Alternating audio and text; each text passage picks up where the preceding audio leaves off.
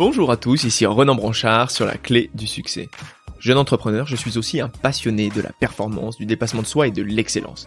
Alors, comment se préparer mentalement pour dépasser ses limites, battre un record du monde à presque 40 ans, manger sereinement pour devenir champion du monde de vélo, gagner 8 médailles olympiques, permettre à une équipe en quête de résultats de tout gagner ou devenir la première femme, championne d'Europe, championne du monde, championne olympique la même année? On vous dit tout dans la clé du succès où je vous propose d'échanger avec des coachs, des entraîneurs, des mentors, des préparateurs mentaux sportifs, des nutritionnistes qui font briller des équipes et qui aident des personnes à faire ressortir le meilleur d'eux-mêmes. Ils vous permettent de dépasser vos limites, casser vos barrières psychologiques, se surpasser pour atteindre des objectifs qu'on pensait inaccessibles. Ces personnalités extraordinaires me dévoilent en quelque sorte leurs recettes qui leur ont permis d'atteindre un réel succès avec les personnes qu'ils entourent. Un nouvel épisode sortira toutes les 2 semaines, le mercredi matin. Et si l'épisode vous plaît, ou que vous avez tout simplement envie de le faire connaître, partagez-le autour de vous, mettez une note, un commentaire sur Apple Podcast ou sur votre application d'écoute préférée. Tout ça vous prendra pas plus de 2 minutes, mais ça m'aidera beaucoup à diffuser les recettes du succès de ces personnalités. Je ne vous en dis pas plus et j'espère que ces échanges vous inspireront et que cela vous permettra peut-être d'obtenir le meilleur de vous-même.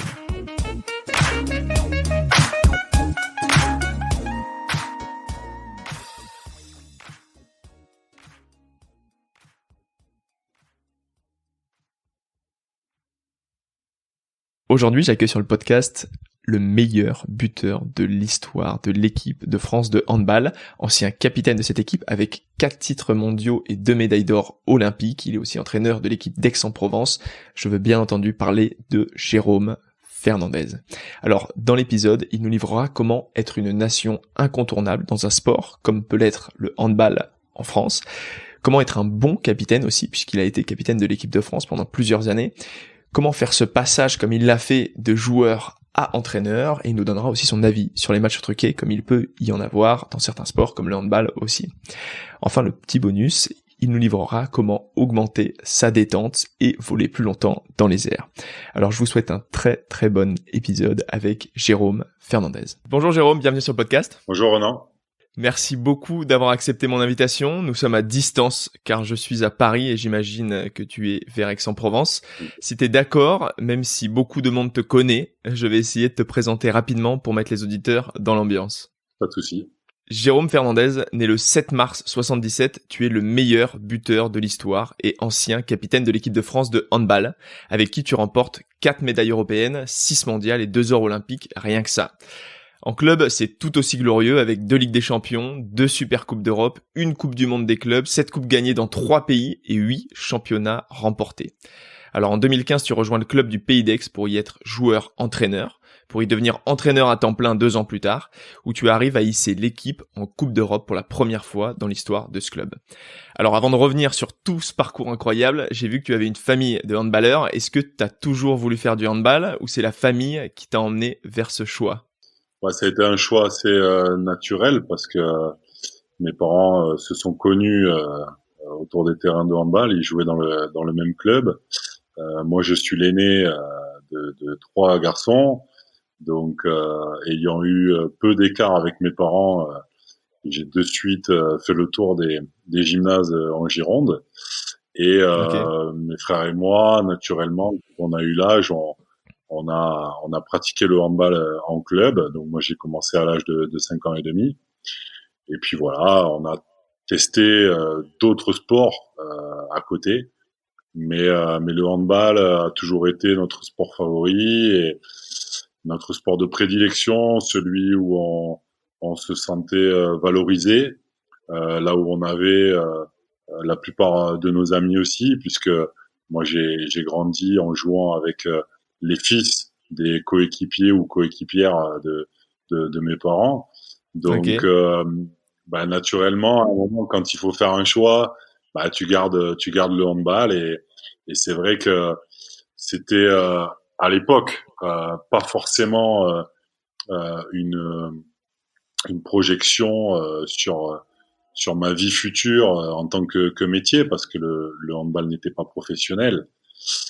Mais voilà, quand j'ai été adolescent, j'ai pu rentrer en pôle à Talence, à côté de Bordeaux, et c'est à partir de là où l'équipe de France, avec les Bronzés et les Barjots, a commencé à avoir des très bons résultats, d'excellents résultats. Et les clubs français se sont professionnalisés petit à petit jusqu'au point où en 1997, lorsque j'avais 20 ans et que je sortais du bataillon de Joinville, j'ai eu l'opportunité d'en faire mon métier, de signer un premier contrat professionnel. Et finalement, j'ai fait de ma passion mon métier. Donc, on va dire qu'en termes de timing, ça pouvait pas être mieux. Ah ouais, ouais, complètement, je comprends. Avant de revenir justement sur tout ce parcours là, incroyable, tu continuais les autres sports quand tu faisais du handball avant d'arriver au parcours au niveau professionnel, je vais dire du handball. Tu continuais l'athlétisme, tout ça, ou tu Oui. t'étais vraiment focalisé hyper tôt sur le handball, quoi? Non, j'ai essayé pas mal de sports. Il y a eu même une période quand j'étais en primaire où je faisais 3 sports en même temps, puisque à l'époque il y avait moins de possibilités de créneaux. Donc j'avais un entraînement de handball, un ou deux entraînements de foot et un entraînement ou deux de tennis dans la semaine. Et donc voilà, ça m'est arrivé de pratiquer plusieurs sports à la fois. Mais je pense que de par mon caractère, j'ai toujours préféré les sports co. Et en plus, voilà, baignant tous les week-ends dans l'atmosphère conviviale, un peu festive Bah oui, c'est sûr, ouais. du handball et forcément de l'entourage de mes parents, forcément à un moment, c'est vraiment le milieu où tu te sens le plus à l'aise et où tu t'épanouis le plus. Et donc, quand il a fallu, entre guillemets, trancher à la fin du collège, c'était évident que c'était du handball que je voulais faire. Ouais, et du coup, dans le sport co, qu'est-ce qui te plaît, quoi? Est-ce que c'est justement ce côté, comme tu dis, le côté festif du truc, ou il y a autre chose vraiment qui vraiment te différencie le truc du sport co du sport individuel? C'est vrai que au handball, mais dans d'autres sports comme le rugby, on parle beaucoup de l'aspect festif, mais je pense que l'essence même du sport co, c'est le partage. C'est le partage, c'est la convivialité, c'est la vie de groupe. Et c'est vrai que quand tu es à l'intérieur d'un groupe, d'une équipe où tes coéquipiers sont petit à petit tes amis, tes compagnons du quotidien, tu te rends compte que c'est une atmosphère où de toute façon tu ne peux être qu'en réussite, parce que quand t'es bon, t'es mis en valeur et quelque part par rapport à tes copains, tu vois, tu sens dans leurs regards, dans leurs attitudes euh, du respect et entre guillemets de l'empathie. Et par contre, le jour où ça va pas bien, tu peux t'appuyer sur tes coéquipiers Ouais. pour remporter un match ou pour passer un bon moment.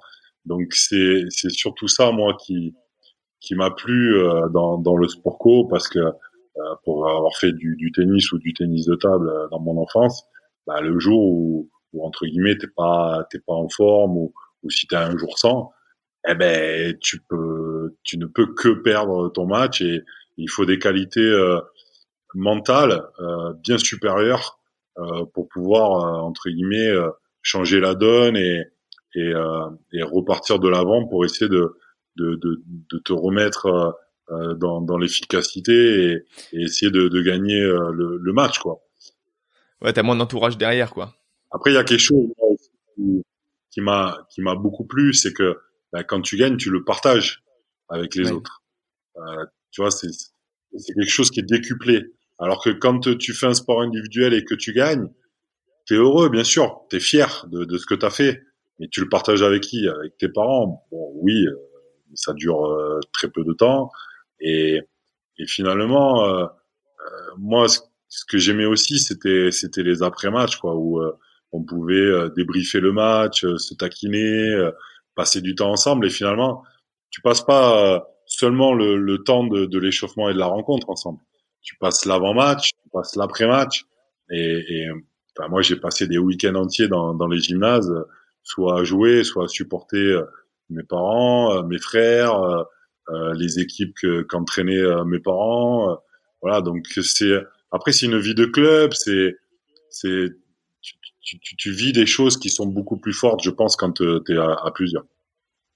Ouais, c'est sûr. Et puis oui, comme t'as raison en sport individuel, tu vas pas le partager avec même tes potes, mais qui ont perdu eux le coup. Il y a plus du tout la même envie de festoyer et de et de faire la fête quand il y a des succès ou même partager quand il y a des échecs quoi.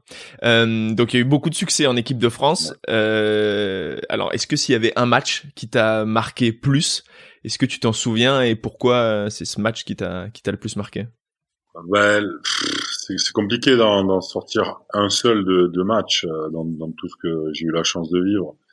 Mais il y a vraiment eu un match qui a été fondateur dans ma carrière et dans mon histoire aussi avec l'équipe de France. Ça a été la finale remportée à Bercy en 2001 contre la Suède, parce que à ce moment-là, on était outsider, la Suède était la nation dominante, et de se retrouver à jouer devant 15 000 Français à Bercy, de pouvoir renverser l'équipe phare qui en plus était composée de quelques-unes de mes idoles. Ça m'a fait prendre conscience que cette aventure, cette histoire avec les Bleus, elle pouvait être belle, elle pouvait être longue, et qu'en plus, euh, quelque part, je rentrais dans l'histoire de mon sport parce que j'avais eu la chance de gagner avec des anciens qui avaient déjà été champions du monde en 95, et je savais qu'à l'avenir, on pourrait encore remporter des médailles ou des titres avec ma génération ou avec les générations futures. Et c'est ce qui Oui. m'a marqué dans le fait de pouvoir écrire une longue page de notre discipline et avec plusieurs générations. Donc c'est là où vraiment j'ai pris conscience que on pouvait vraiment écrire des histoires incroyables et vivre des aventures humaines fantastiques, quoi. Voilà. Ouais, ce match il était énorme. D'ailleurs, si j'invite les auditeurs à regarder vous tapez Jérôme Fernandez Suède 2001, vous allez voir le match incroyable que tu fais à Bercy. Ouais, c'était le rare de cette compétition. Mais bon, c'est un énorme moment parce que j'ai emmagasiné énormément de frustration tout au long de la compétition. J'ai jamais réussi vraiment à rentrer dans ce championnat du monde, et finalement, il a fallu un petit coup de fouet psychologique de la part de Daniel Costantini en demi-finale à la mi-temps pour que je me libère et que finalement je puisse arriver à faire une belle deuxième mi-temps contre l'Égypte en demi et vivre une magnifique finale à titre individuel, mais surtout à titre collectif, quoi. Ouais, complètement. Et qu'est-ce qui, selon toi, justement, là, tu parles à partir de ce moment-là, ça a commencé à déclencher vraiment une génération de gagnants, quoi. Qu'est-ce qui fait que, selon toi, à partir ça a commencé peut-être un peu plus tôt, ça a commencé en 92 où la France a commencé à être au top, et puis après, maintenant, on connaît l'histoire de l'équipe de France de handball. Est-ce que, selon toi, c'est de meilleures structures, peut-être plus d'argent de handball, des meilleurs centres de formation? Qu'est-ce qui a fait, ou une génération de tout simplement de surdoués du handball, qu'est-ce qui a fait un peu tout ça peut-être, je sais pas. Il y a eu plusieurs étapes, et l'élu fédéral que je suis aujourd'hui en a pleinement conscience, parce que quand on va à la maison du handball et quand on, on voit toute l'histoire de l'équipe de France bah, dans la partie un petit peu historique de la maison du handball, on se rend compte du chemin parcouru et des différentes étapes qui ont été nécessaires à l'éclosion de notre discipline en France. La fédération a fait un énorme travail dans les années 80 pour créer les sports-études et entre guillemets amener les handballeurs vers une charge de travail professionnelle et de haut niveau. Daniel Costantini a pris l'équipe de France au milieu des années 80 en voulant révolutionner un peu les choses et en prenant le choix, le parti de faire d'abord briller l'équipe de France pour amener une certaine visibilité à notre discipline et pouvoir ensuite développer toute la partie club qui pouvait ensuite être nécessaire à la visibilité du handball au niveau des coupes d'Europe et des divers championnats européens. Donc Daniel a fait le choix au début de sa carrière de sélectionneur de privilégier une génération pour travailler de manière incroyable avec eux, puisque à l'époque il y a eu des négociations avec les clubs pour que les joueurs qui composaient l'équipe de France puissent se réunir à peu près 200 jours par an, ce qui est Ouais, ce qui est énorme, énorme. sachant qu'il y avait quand même un championnat de France à jouer. Et tout ce travail qui a été fait a permis à l'équipe de France en 90 de se qualifier pour les Jeux et à partir de là connaître tous les résultats qu'on connaît aujourd'hui. Hein. Mais ça a été vraiment le point de départ.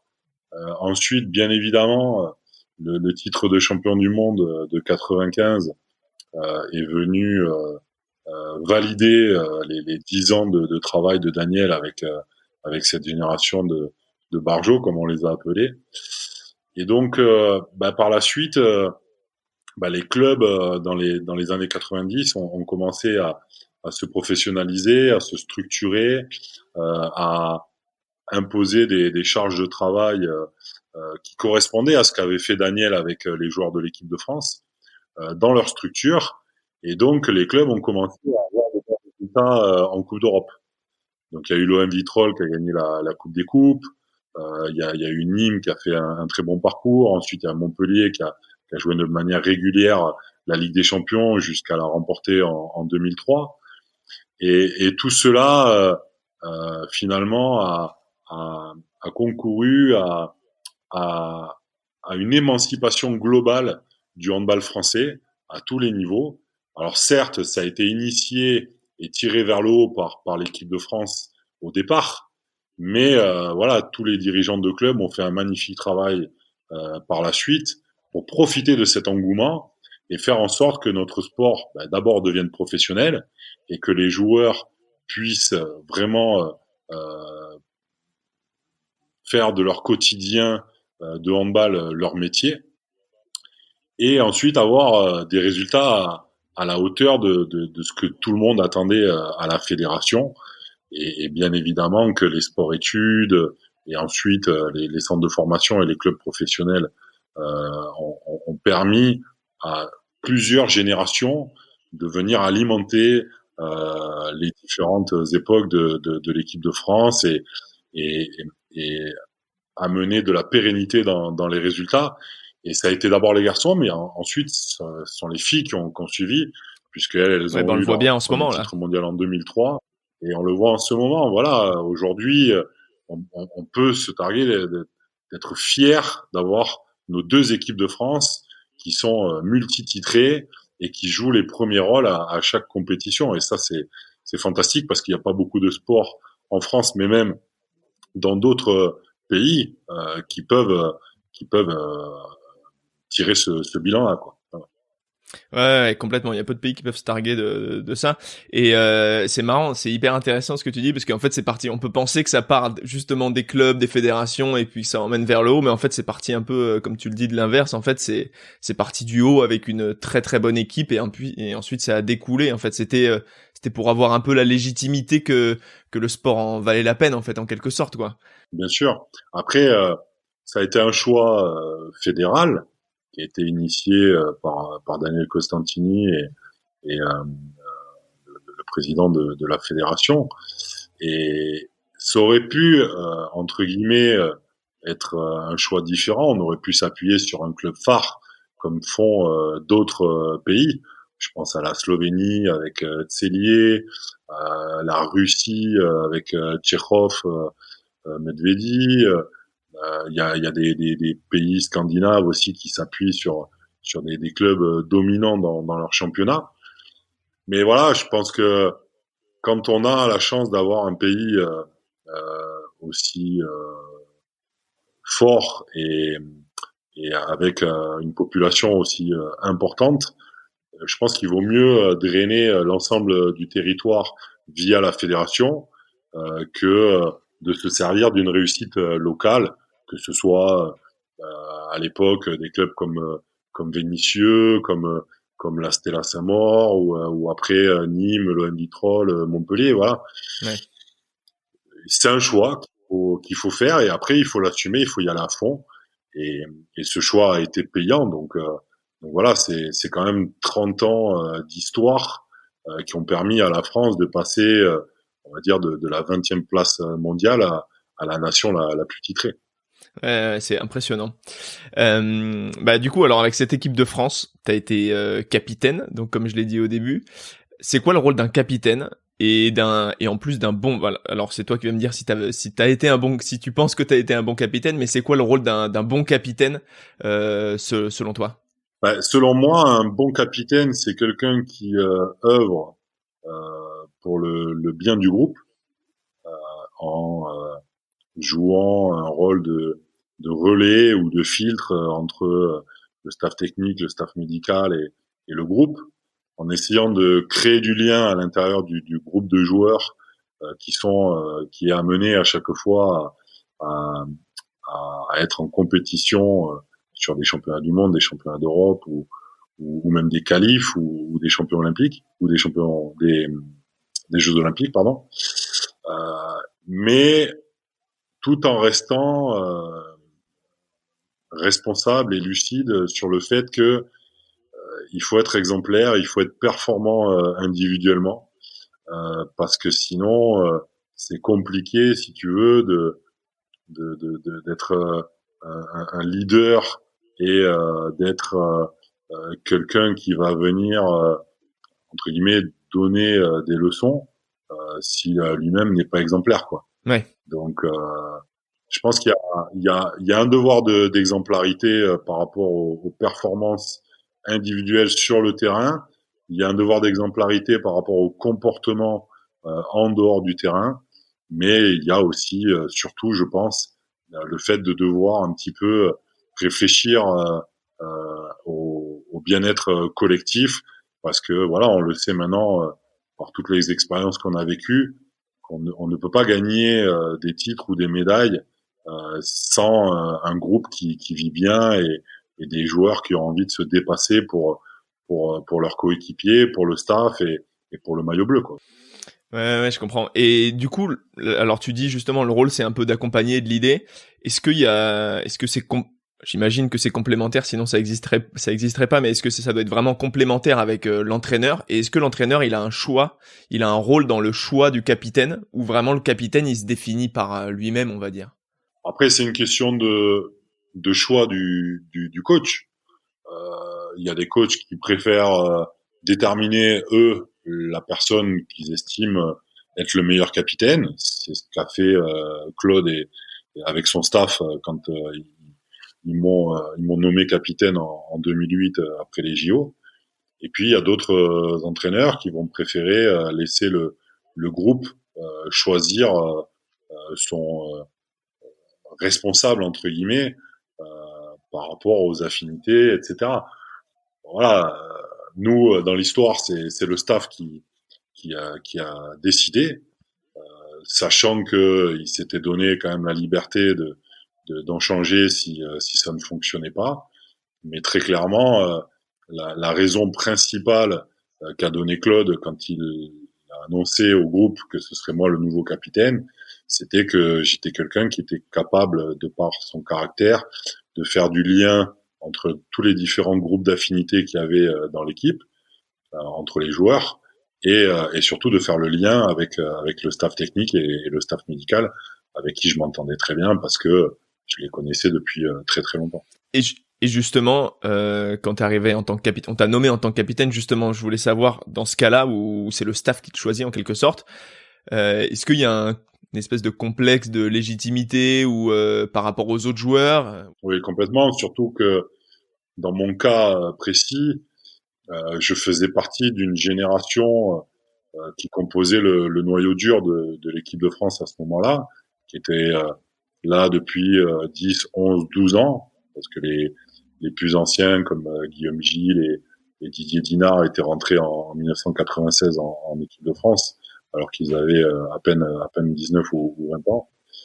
Et c'est vrai que de par leur caractère, il y avait des joueurs comme Guillaume, comme Didier, comme Thierry Omeyer ou Bertrand Gilles, qui moi me semblaient plus légitimes pour être des capitaines leaders avec un caractère fort, de gagneurs, de comment dire, d'exemple sur Ouais. le terrain, sur leur manière de s'entraîner, de jamais rien lâcher, voilà. Et c'est vrai que moi, pour le coup, je m'y attendais pas trop. J'étais plutôt surpris par le choix du staff.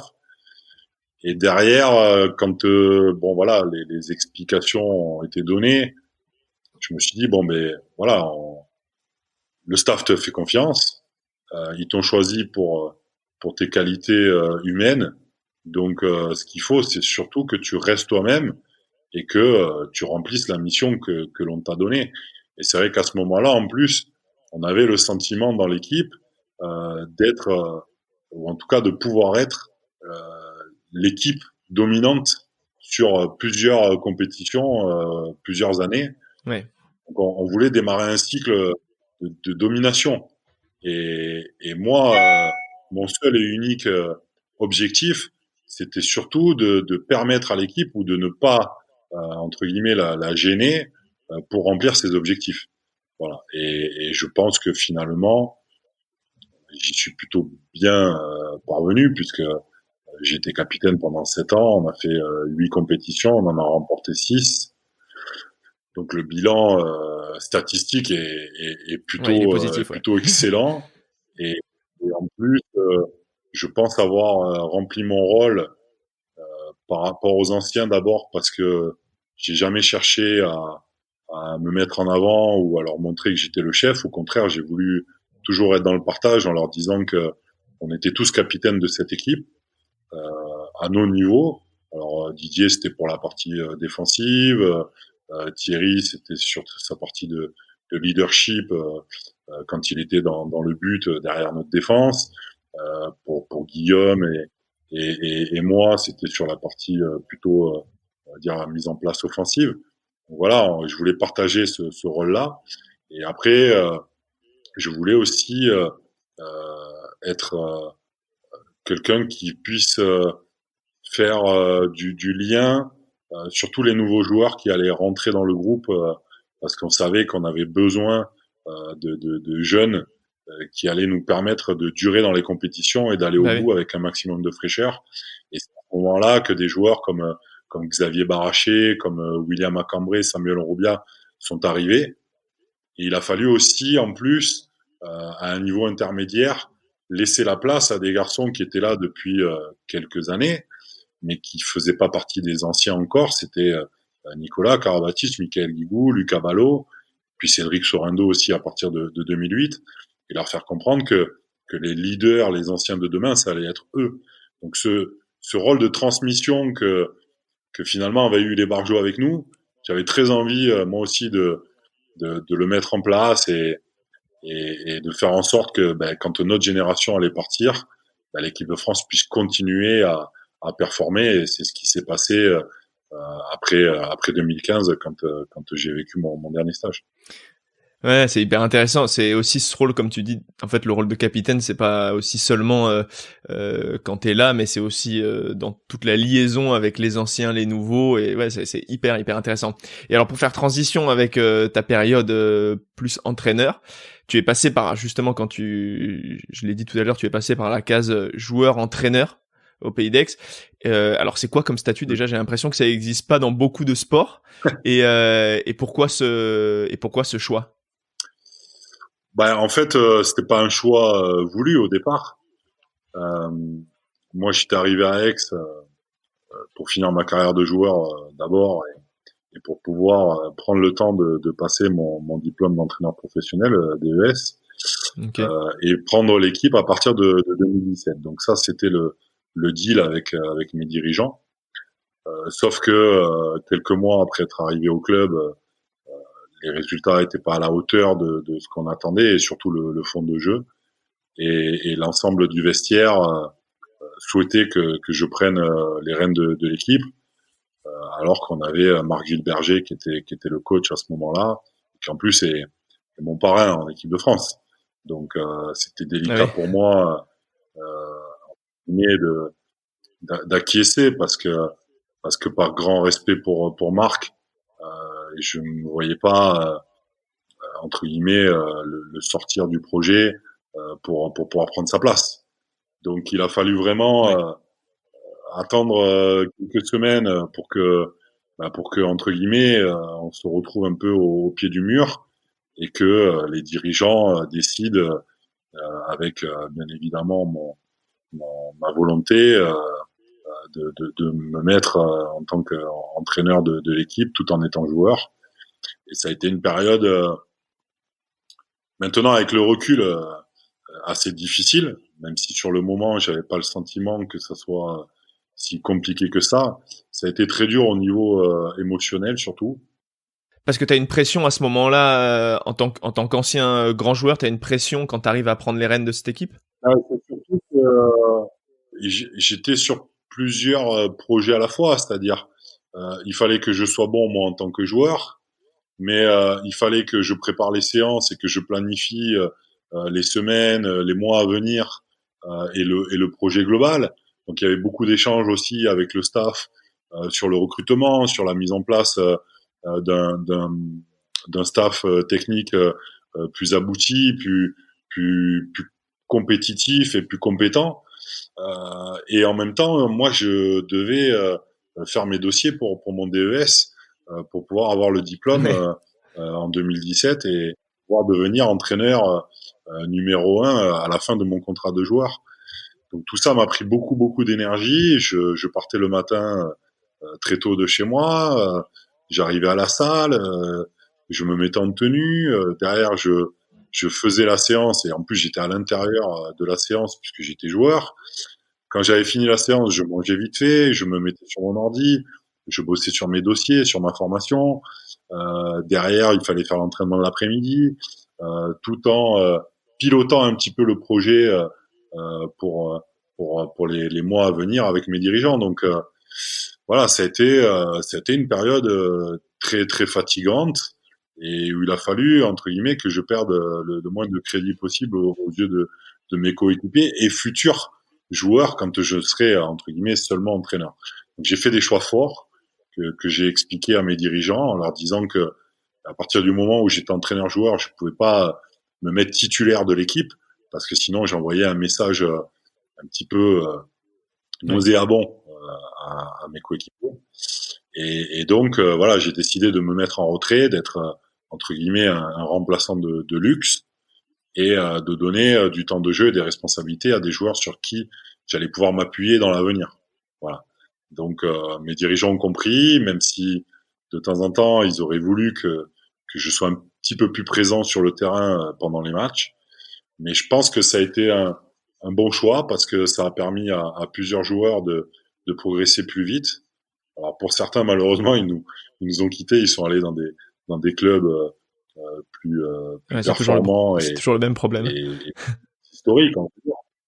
Mais pour ceux qui sont restés dans le projet, je pense à quelqu'un comme Karl Conan aujourd'hui, ça a été très bénéfique parce que aujourd'hui il a 25 ans, il est en équipe de France, Aix est deuxième du championnat et tout ça aurait pas été possible si on n'avait pas entre guillemets fait en sorte qu'il ait plus de temps de jeu, plus de responsabilités et plus de respect de la part de ses coéquipiers. Ouais, c'est très intéressant. Et du coup, ce statut d'entraîneur-joueur et même le statut d'entraîneur et devenir le statut de joueur et devenir entraîneur par la suite, est-ce que tu penses qu'automatiquement ça fait de ça un bon entraîneur d'être joueur avant, et qu'est-ce que ça peut apporter en plus le fait d'avoir été un joueur de classe mondiale et qui plus est qui a gagné des titres olympiques? Est-ce que ça fait automatiquement un bon entraîneur, ou est-ce que ça donne des qualités supplémentaires pour un entraîneur Je pense que ça te donne des cordes supplémentaires à ton arc, parce que tu peux te mettre à la place des joueurs qui sont dans ton effectif. Tu peux comprendre ce qu'ils peuvent vivre dans des périodes où ils ont moins de temps de jeu, où ils sont moins en réussite. Tu peux aussi essayer un petit peu de les canaliser quand ils sont dans des périodes de réussite totale et surtout de leur expliquer ce que c'est la construction d'une carrière et, euh, et de les aider, de les accompagner, bien évidemment sur la période où ils sont au club, mais en leur disant que peut-être un jour ils seront amenés à partir, alors soit parce que ils n'ont pas de temps de jeu et qu'il faut qu'ils aillent en chercher ailleurs, ou soit parce qu'ils sont hyper en vue dans ton équipe et que ils sont dragués par des plus gros clubs. Et tout ça, ce sont des échanges qui sont hyper intéressants et c'est quelque chose que tu peux leur apporter que si tu as été à leur place auparavant. Après, est-ce que ça fait de toi un meilleur entraîneur? Pas forcément. Moi, je sais que j'ai décidé de devenir entraîneur, on va dire à la fin des années 2000, et de par un petit peu l'expérience que j'avais eue avec les entraîneurs que j'avais connus. Et donc, je me suis construit pendant 10 ans sur mon projet de jeu, ma philosophie du handball, qu'est-ce que j'avais envie de mettre en place, me mettre au service d'un club français pour essayer de le développer, de développer aussi l'ensemble du projet du club avec de la formation, avec de la responsabilisation par rapport au double projet sportif et scolaire. Voilà, donc j'ai réfléchi à plein de choses que j'avais envie de mettre en place et j'ai mis tout mon cœur pour le faire ici à Aix. Alors certains diront que j'y suis pas arrivé complètement. Alors soit par manque de temps ou soit par des choix peut-être des fois qui ont été discutés ou discutables. Mais moi, pour moi, mon bilan il est très positif. J'ai rempli tous les objectifs que m'avaient fixé mes dirigeants jusqu'à la fin de ma période d'entraîneur ici à Aix, sachant que j'avais déjà réfléchi au prochain cycle et on avait déjà commencé à mettre des choses en place en recrutant des joueurs de très grande qualité. Et la preuve en est, c'est que ils réussissent cette saison un très très bon début de championnat en étant deuxième, en ayant perdu seulement à Paris. Donc ça veut dire qu'on s'est pas trompé dans le recrutement. Et on a mis en place avec les dirigeants des choses fortes, avec une académie où le club a une trentaine de partenaires qui font partie des clubs environnants, avec un centre de formation qui fonctionne bien aujourd'hui et qui a comme projet de jeu la même chose que les pros. Donc voilà, il y a des petites choses comme ça qui se sont mises en place et qui étaient planifiées pour la suite et qui vont bien fonctionner. Après, euh, je pense que personne n'est parfait. J'ai mon caractère.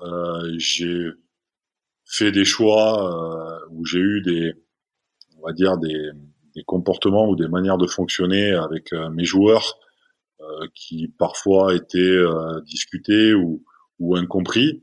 Et moi, je suis quelqu'un d'humain. Je suis dans le partage, je suis dans l'accompagnement. Je suis pas, comme j'ai dit à mes joueurs à longueur de temps, je suis pas un entraîneur qui est là pour les, les obliger à faire du handball, pour les fouetter pour qu'ils avancent. Moi, je mets des choses en place.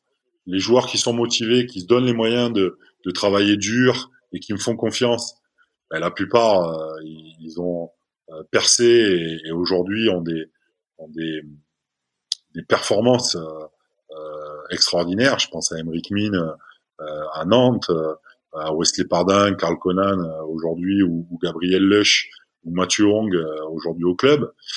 Voilà, mais parce que ce sont des joueurs qui se sont donné les moyens, qui ont travaillé dur pour ça, et qui ont compris que moi, j'étais pas là pour venir avec le fouet à l'entraînement et les forcer à travailler.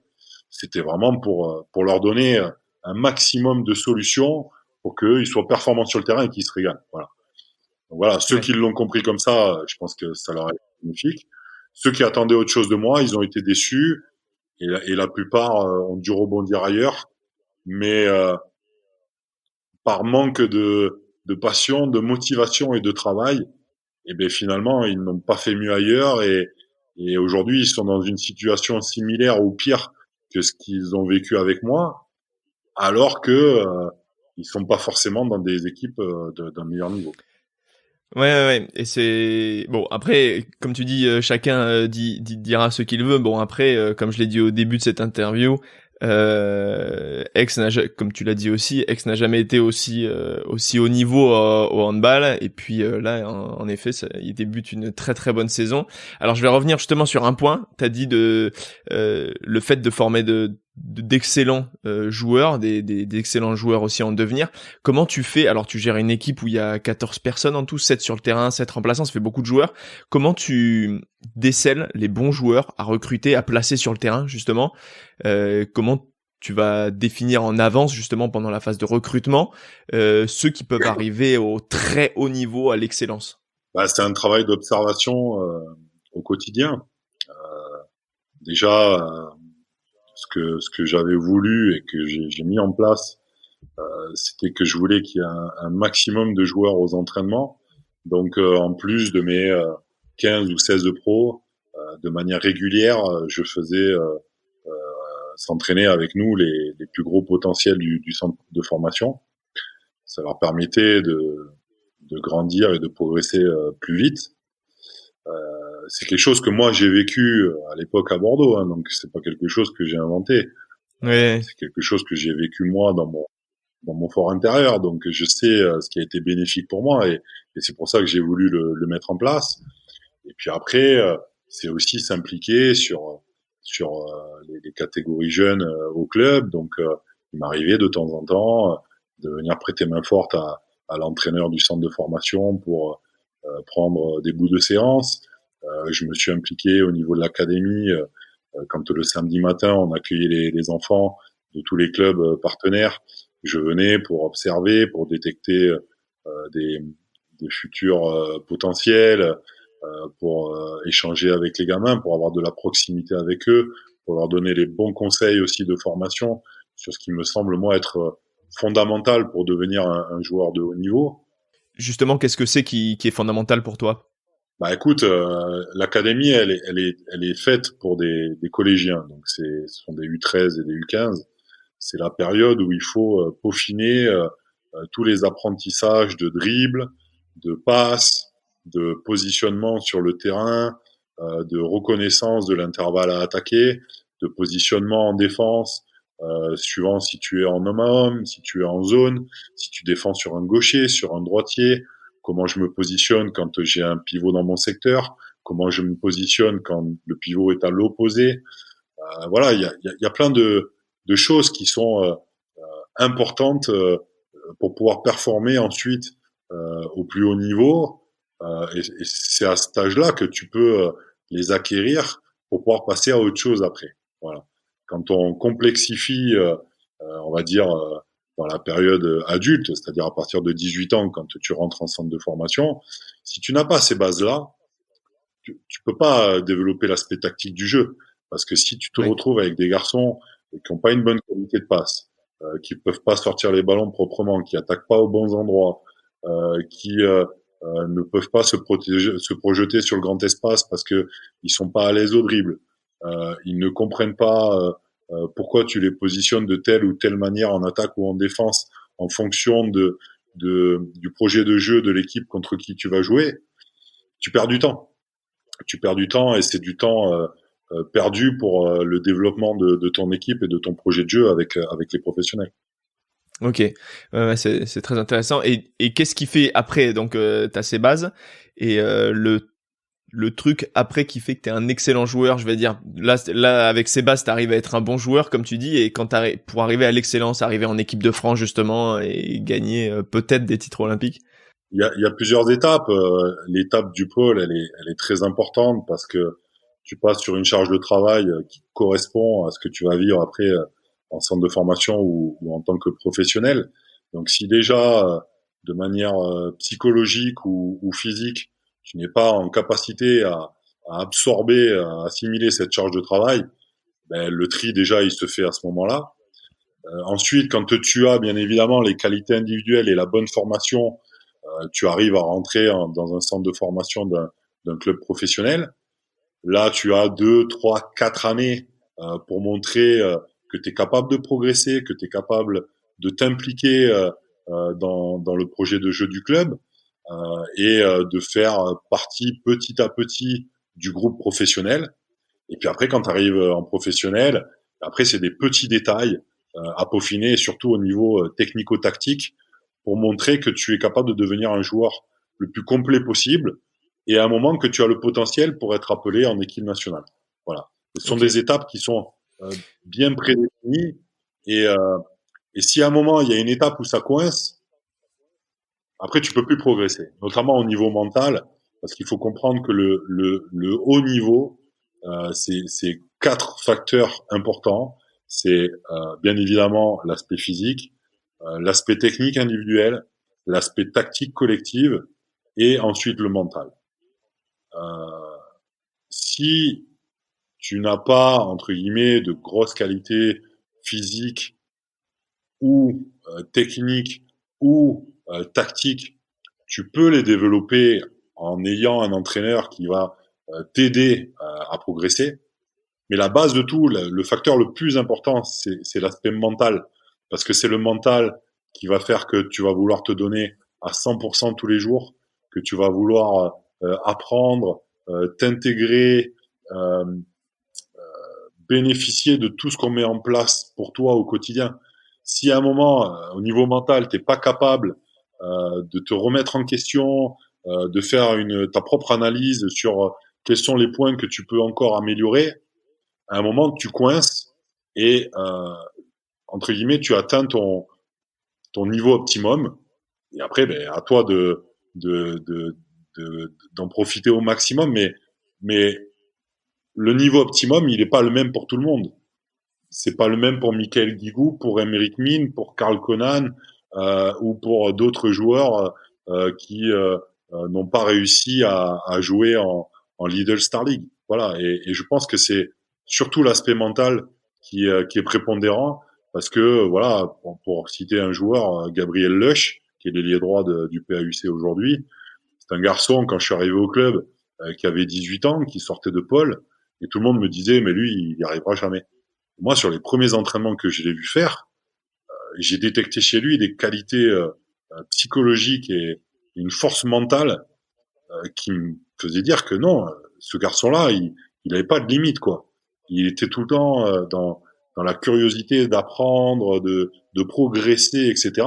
Et aujourd'hui, on voit le niveau qu'il a atteint, alors que certains me disaient qu'il jouerait jamais en première division. Donc, faut pas, faut pas partir avec des a priori. Il faut bien analyser le profil de chaque joueur.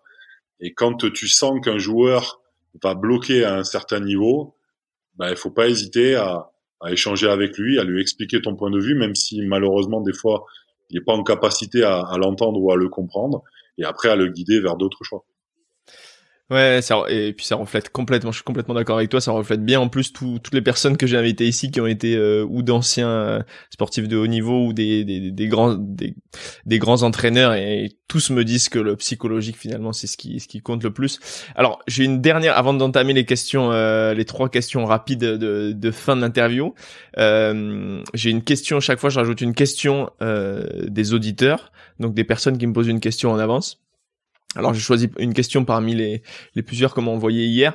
Je la modifie un petit peu pour rajouter un petit truc. Alors la question exacte, c'était Emmanuel qui nous l'a posée, c'est comment t'as vécu le scandale des matchs truqués, sachant que c'était d'anciens coéquipiers à toi. Et je rajoute pour aller plus loin, parce que je me suis toujours posé cette question, est-ce qu'on peut vraiment truquer un match de handball? Est-ce que c'est pas flagrant? Est-ce que ça se voit pas à 10 000, comme on va dire? Ah, écoute, j'ai été surpris, si tu veux, par la nouvelle quand elle est sortie, parce que j'avais pas le sentiment d'avoir connu des vestiaires où les joueurs étaient intéressés par les paris sportifs. Je pense que cet épisode-là a été vraiment un, épi- un épisode isolé en fait, qui Ouais. est propre à l'histoire de ce vestiaire et des individus qui en faisait partie. Voilà, il y avait des personnes dans cette équipe qui étaient addictes aux paris sportifs. Et voilà, ils ont entre guillemets voulu un petit peu jouer avec le feu et ils se sont brûlés, comme ça arrive souvent. Maintenant, je leur en tiens pas rigueur parce que il y a eu d'autres choses qui se sont passées dans l'histoire du handball qui n'étaient pas liées aux paris sportifs, mais à d'autres choses et qui n'étaient pas forcément beaucoup mieux pour l'image de notre sport, mais qui ne se sont pas su. Donc voilà, malheureusement, ils se sont fait attraper parce que, comme tu le dis, et c'est la deuxième partie de ta question, quand tu veux tricher et truquer un match ou un bout de match, parce que pour l'occasion, le pari se portait sur le score à la mi-temps. Okay. C'est très facile en fait de truquer un match quand entre guillemets tu te mets perdant ou mené au score pendant une période du match. C'est pour ça d'ailleurs que dans les autres pays, les joueurs ont le droit de parier, mais par contre ils ne peuvent parier que sur la victoire de leur équipe. Ah, c'est hyper intéressant. Ce qui me semble déjà beaucoup plus simple parce que tu n'as aucune certitude sur le fait que tu vas gagner ton match. Donc au moins tu mises sur ta victoire, ce qui me paraît déjà être un peu plus motivant et, Complètement. et on va dire politiquement correct. Parce que dans tous les sports co et dans tous les sports individuels encore plus, perdre un match, c'est facile. Tu as le ballon, tu es face au gardien, ben, tu tires à côté. Tu es en défense, ben, tu laisses passer ton adversaire. C'est très facile de se laisser gagner. Par contre, de remporter le match, là, c'est plus compliqué. Donc voilà, en France, la législation a fait que ben, tous les joueurs de handball professionnels ont interdiction de parier sur notre sport. Voilà, c'est le choix qui a été fait et je le respecte. Mais c'est vrai qu'on aurait pu aussi très bien faire comme les autres pays et pouvoir parier sur la victoire de notre équipe. Donc voilà, après, c'est vrai que c'est un phénomène qui est assez récent, hein, les paris sportifs. Aujourd'hui, c'est quelque chose qui semble naturel de pouvoir parier sur le sport, sur plein de choses. Mais c'est dû à la technologie et aux applications qu'on a aujourd'hui sur nos appareils comme les téléphones. Mais bon, voilà, c'est quelque chose d'assez récent et qu'il faut légiférer au fur et à mesure. Et malheureusement, le handball a été le mauvais élève sur cette partie-là. On n'a pas été les seuls. On n'a pas été les seuls. Non. Mais ce qui peut-être nous a entre guillemets mis à mal, c'est que ça a été fait par des joueurs charismatiques de notre sport, alors que dans d'autres sports où ça a été fait, c'était souvent par des joueurs amateurs ou on va dire de niveau inférieur et pas des joueurs de l'équipe de France qui ont gagné des titres. Ouais. Ok, et c'est hyper intéressant. Je savais pas du tout que dans les autres pays, on pouvait parier dans certains pays, on pouvait parier sur la victoire. Alors, pour finir cette discussion, j'ai 3 questions que je pose habituellement assez rapides. Alors la première question, c'est une question pratique. Tu peux répondre rapidement aux deux ou une seule des deux, c'est comme tu le veux. Alors les deux questions, c'est des questions techniques. Alors la première, ça va te paraître bizarre, c'est comment fait-on pour voler? Alors quand je veux dire voler, c'est-à-dire tenir longtemps dans l'air quand tu sautes. On le voit souvent ce mouvement quand on tire au handball, quand tu sautes pour tirer dans la zone. Voilà, donc c'est le premier point technique. Et la deuxième, c'est comment tirer plus fort. Alors. C'est très intéressant. La première question, elle est compliquée parce que ça dépend bien évidemment des qualités physiques de chacun. Mais il y a une position préférentielle quand on est en suspension au handball, qui est de tourner les épaules, de se mettre de profil et de s'équilibrer en l'air en pliant un petit peu les jambes, ce qui te permet entre guillemets de gagner un petit peu de temps pour ta prise de décision. Essayer bien évidemment de sauter plus vers le haut que vers l'avant. Et après, on va dire, si tu peux apprendre à tomber pour ne pas justement retomber sur tes pieds et mettre peut-être en danger tes articulations, style cheville ou genou, parce que tu peux retomber sur un pied ou être en période de fatigue et avoir malheureusement subir une entorse, que ce soit au niveau de la cheville ou du genou. Le mieux, c'est quand même d'essayer d'apprendre à tomber, et notamment pour les ailiers, de retomber un petit peu à plat ventre et apprendre à glisser. Et pour les arrières, apprendre à tomber un petit peu sur le côté et enchaîner sur une roulade, comme on peut le faire au judo par exemple, pour pouvoir se relever vite et enchaîner sur le repli défensif. Donc moi, le conseil que je donne aux handballeurs, c'est de faire au minimum une saison de judo dans leur apprentissage, dans leur enfance, pour apprendre à tomber et pour pouvoir prendre confiance et être à l'aise aussi dans l'espace. Voilà. Parce que c'est quelque chose de très important. Et puis en plus, te permet de développer aussi des qualités de combat pour neutraliser ton adversaire quand tu es en défense. Donc ça, c'est super intéressant aussi.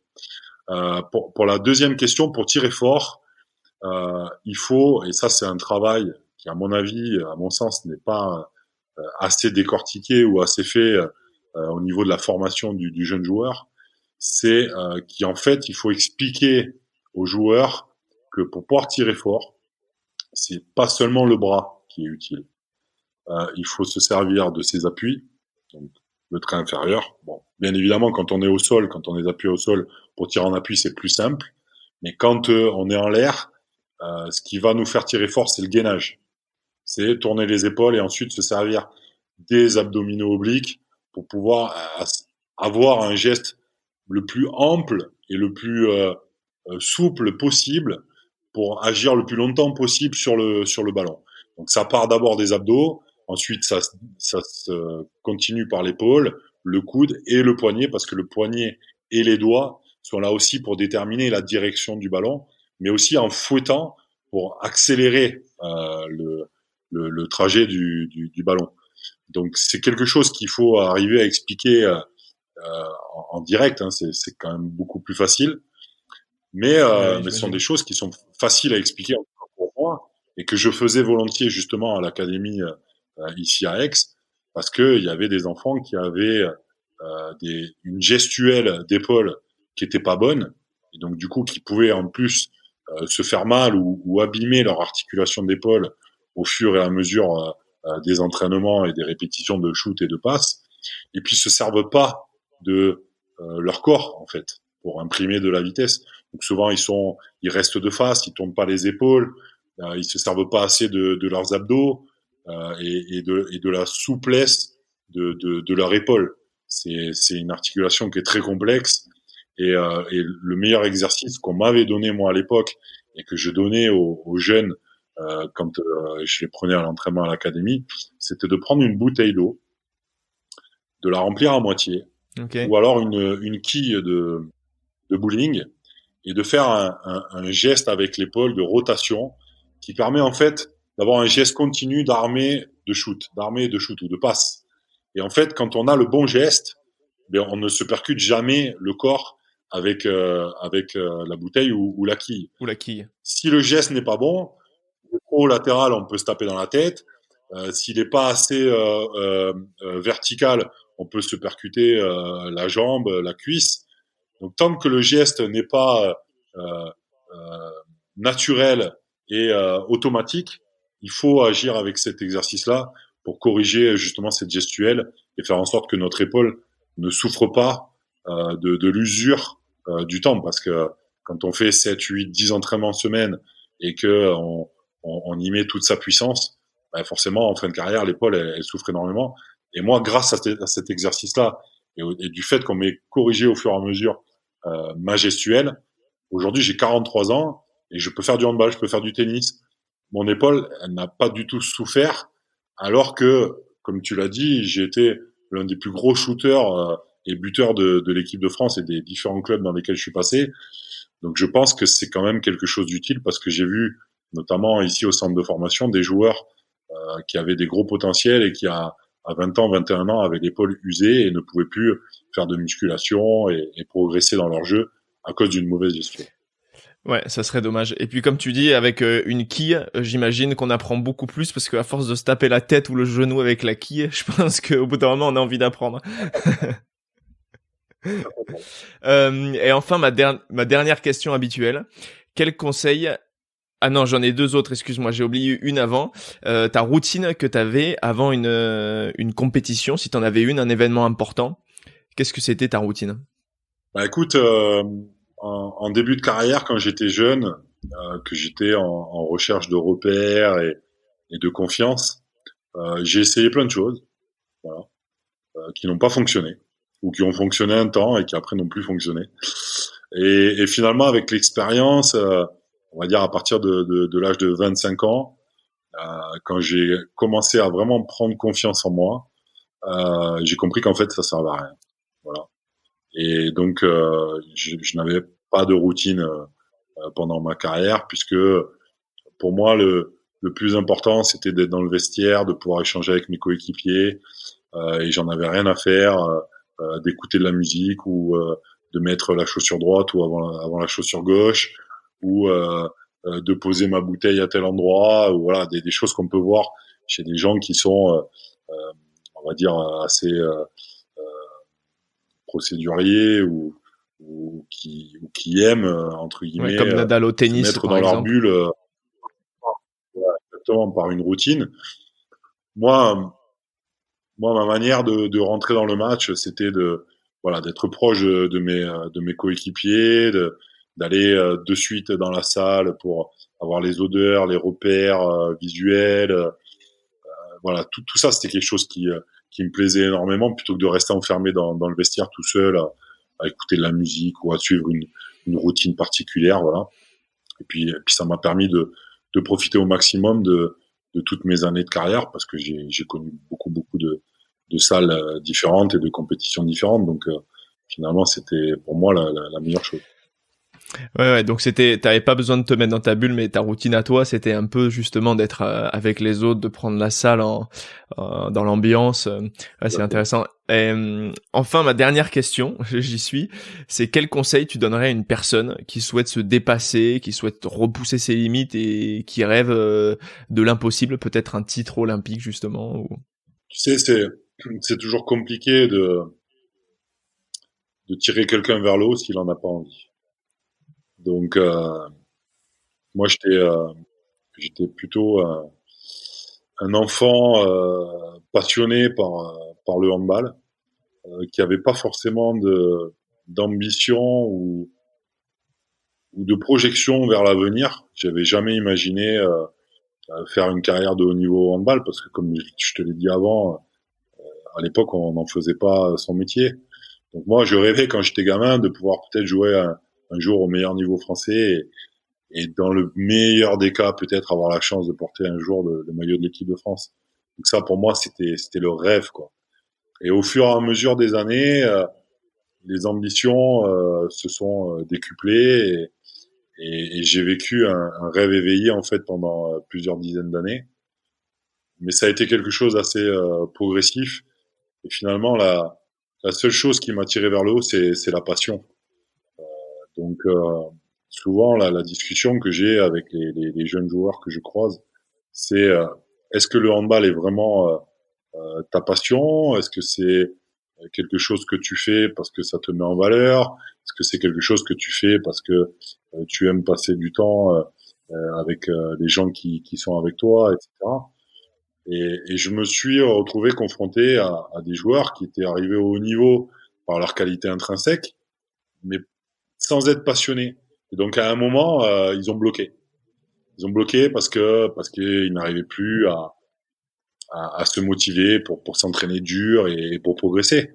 Voilà, parce que de toute façon, pour progresser, il faut travailler dur. Il faut travailler dur tous les jours à tous les entraînements. Et c'est d'autant plus facile si tu es passionné.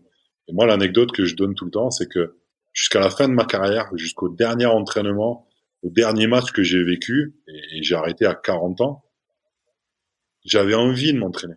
J'avais envie de prendre le ballon, de jouer avec mes coéquipiers, de jouer contre les coéquipiers ou les adversaires que j'avais en face. Pour moi, c'était un jeu permanent Et je crois que c'est ce qui m'a amené à mes limites.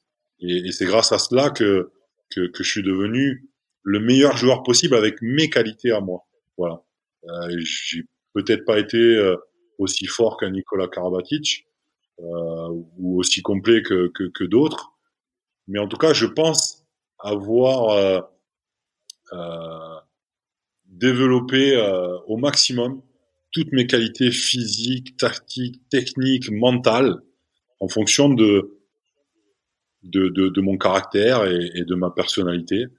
Et c'est finalement ce dont je suis le plus fier, parce que j'aurais pu, en essayant d'aller chercher mes limites, être un joueur du meilleur niveau amateur, mais ça m'aurait satisfait, parce que voilà, j'aurais donné le meilleur de moi-même et j'aurais vécu ma passion au maximum.